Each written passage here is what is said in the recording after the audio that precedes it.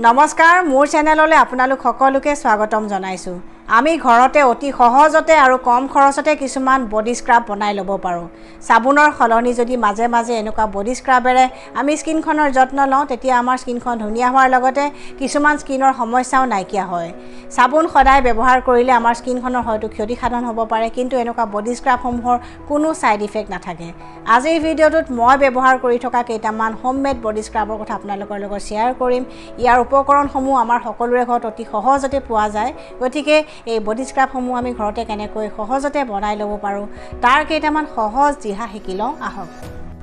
প্ৰথম বডি স্ক্ৰাবটো বনাবলৈ হ'লে আমাক 4টা উপকৰণৰ দৰকাৰ হ'ব আৰু সেইকেইটা হৈছে বেচন দৈ হালধিৰ গুড়ি আৰু নেমুৰ ৰস ইয়াৰ ভিতৰত বেচনে আমাৰ স্কিনখনৰ গ্লোটো ঘূৰাই আনে আৰু বহুতৰে স্কিনত বা বডিত কিছুমান পিম্পলছ থাকে সেই পিম্পলছৰ সমস্যাও নাইকিয়া কৰে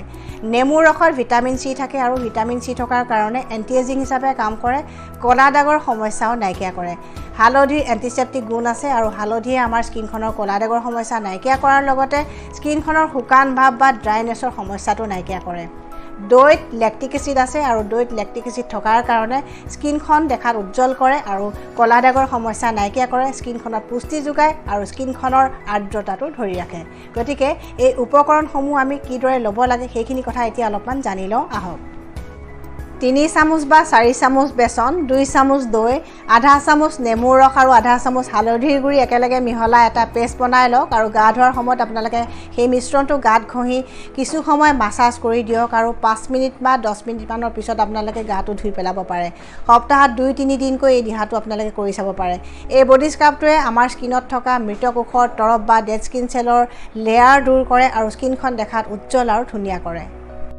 2 নম্বৰ বডি স্ক্ৰাবটোৰ উপকৰণ কেইটা হৈছে ওটছ মৌজুল আৰু দৈ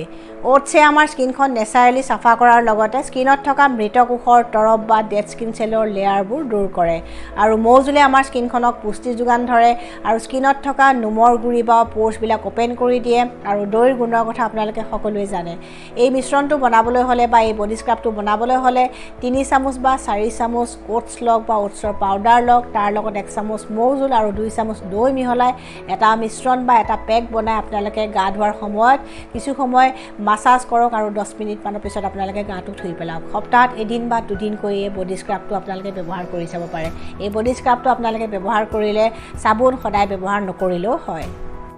3 নম্বৰ বডি স্ক্ৰাবটোৰ উপকৰণ কেইটা হৈছে চাউলৰ গুড়ি বা পিঠাগুড়ি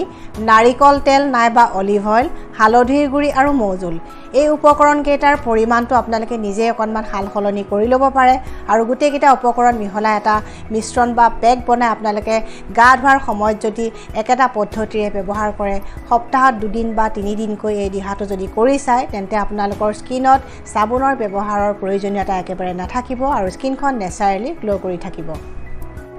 4 নম্বৰ বডি স্ক্ৰাবটোৰ উপকৰণ কেইটা হৈছে আটা পিঠাগুড়ি দৈ আৰু হালধিৰ গুড়ি এই উপকৰণসমূহৰ পৰিমাণটো আপোনালোকে নিজে অকণমান হাল সলনি কৰি ল'ব পাৰে আৰু এটা পেক বনাই বা পেষ্ট বনাই আপোনালোকে গা ধোৱাৰ সময়ত বডি স্ক্ৰাব হিচাপে যদি সাবুনৰ সলনি ব্যৱহাৰ কৰে তেন্তে আপোনালোকে বহুত ভাল ৰিজাল্ট পাব 5 নম্বৰ বডি স্ক্ৰাবটোৰ উপকৰণ কেইটা হৈছে মাটিমাহ কেঁচা হালধি নাইবা পিয়ৰ গুড়ি হালধি আৰু দৈ মিশ্ৰণ এই মিশ্ৰণটো বা এই বডি স্ক্ৰাবটো বনাবলৈ হ'লে মাটিমাহ অলপ পানীত তিয়াই কোমল হ'বলৈ দিয়ক তাৰপিছত ভালদৰে ধুই সেই মাটিমাহখিনিৰ লগত এডোখৰ কেঁচা হালধি নাইবা অকণমান গুড়ি হালধি আৰু অকণমান দৈ দি মিক্সিত পিচি এটা পেষ্ট বনাই বা পেক বনাই আপোনালোকে গা ধোৱাৰ সময়ত বডি স্ক্ৰাব হিচাপে ব্যৱহাৰ কৰিব পাৰে আৰু 6 নম্বৰ বডি স্ক্ৰাবটোৰ কথা আপোনালোকে সকলোৱে জানে মাহ হালধিৰ মিশ্ৰণটো আমি বডি স্ক্ৰাব হিচাপে ব্যৱহাৰ কৰিব পাৰোঁ সাবুনৰ সলনি আমি এই বডি স্ক্ৰাবটো যদি ব্যৱহাৰ কৰোঁ তেন্তে আমাৰ স্কিনখন দেখাত নেচাৰেলি ধুনীয়া হৈ থাকে যদি আপোনাৰ স্কিনত কলা দাগৰ সমস্যা আছে বা আপোনাৰ স্কিনত যদি সানবাৰ্ন হৈছে তেন্তে আপোনালোকে 7 নম্বৰ বডি স্ক্ৰাবটো বনাই ব্যৱহাৰ কৰিব পাৰে এই বডি স্ক্ৰাবটো বনাবলৈ হ'লে বেচনৰ লগত তিয়হৰ ৰস আলুৰ ৰস আৰু এল'ভেৰাৰ জেল বা এল'ভেৰাৰ ৰস মিহলাই লওক আৰু এটা পেক বা বডি স্ক্ৰাব বনাই আপোনালোকে গা ধোৱাৰ সময়ত সপ্তাহত 2 দিনমানকৈ ব্যৱহাৰ কৰি চাব পাৰে এনেদৰে যদি আপোনালোকে 2 মাহ 3 মাহ পৰ্যন্ত স্কিনখনৰ যত্ন লয় বা শৰীৰটোৰ যত্ন লয় তেন্তে আপোনালোকৰ স্কিনখন নেচাৰেলি বগা হোৱাত সহায় হ'ব বা স্কিনৰ কলা দাগৰ সমস্যা লাহে লাহে নাইকিয়া হ'ব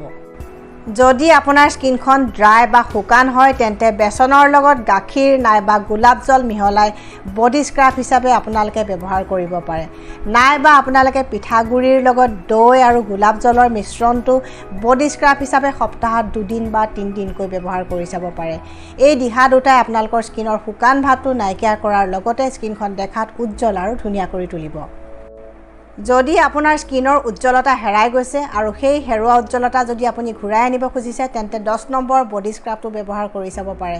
এই বডি স্ক্ৰাবটোৰ উপকৰণ কেইটা হৈছে মচুৰ দাইল কমলাৰ বাকলিৰ গুড়ি আৰু গাখীৰৰ মিশ্ৰণ এই বডি স্ক্ৰাবটো বনাবলৈ হ'লে মচুৰ দাইল অলপমান ভালদৰে ধুই ৰ'দত শুকুৱাই লওক আৰু কমলাৰ বাকলিও আপোনালোকে ৰ'দত শুকুৱাই লওক আৰু দুইটাই আপোনালোকে বেলেগ বেলেগকৈ শুকুৱাই গুড়ি কৰি বেলেগ বেলেগ বটলত ভৰাই ৰাখক আৰু যেতিয়া আপোনালোকে বডি স্ক্ৰাব হিচাপে ব্যৱহাৰ কৰিব খোজে আপোনালোকে মচুৰ দাইল গুড়ি অলপমান লওক তাৰ লগত কমলাৰ বাকলিৰ গুড়ি লওক আৰু অকণমান গাখীৰ মিহলাই এটা মিশ্ৰণ বা এটা পেক বনাই আপোনালোকে বডি স্ক্ৰাব হিচাপে সপ্তাহত 2 দিন বা 3 দিনকৈ ব্যৱহাৰ কৰি চাব পাৰে এই মিশ্ৰণটোৱে আপোনালোকৰ স্কিনৰ হেৰুৱা উজ্জ্বলতা ঘূৰাই অনাৰ লগতে আপোনালোকৰ স্কিনখন নেচাৰেলি গ্লো কৰাটো সহায় কৰিব গতিকে এনেকুৱা 10টা বডি স্ক্ৰাবৰ কথা আজিৰ ভিডিঅ'টোত আপোনালোকৰ লগত শ্বেয়াৰ কৰিলোঁ কিন্তু আৰু বহুতো এনেকুৱা বডি স্ক্ৰাব আমি ঘৰতে নিজে বনাই ল'ব পাৰোঁ পাকঘৰত থকা কিছুমান সহজ বস্তুৰে আমি নিজৰ বডি স্ক্ৰাব এনেকৈ ঘৰত বনাই ল'ব পাৰোঁ যদি আপোনালোকে প্ৰাকৃতিকভাৱে স্কিনখনৰ যত্ন লয় তেন্তে আপোনালোকৰ স্কিনৰ বহুতো সমস্যা কমি যাব আৰু আপোনালোকৰ স্কিনখন নেচাৰেলি ধুনীয়া হৈ থাকিব আশা কৰোঁ আজিৰ ভিডিঅ'টো চাই আপোনালোকে নিশ্চয় উপকৃত হৈছে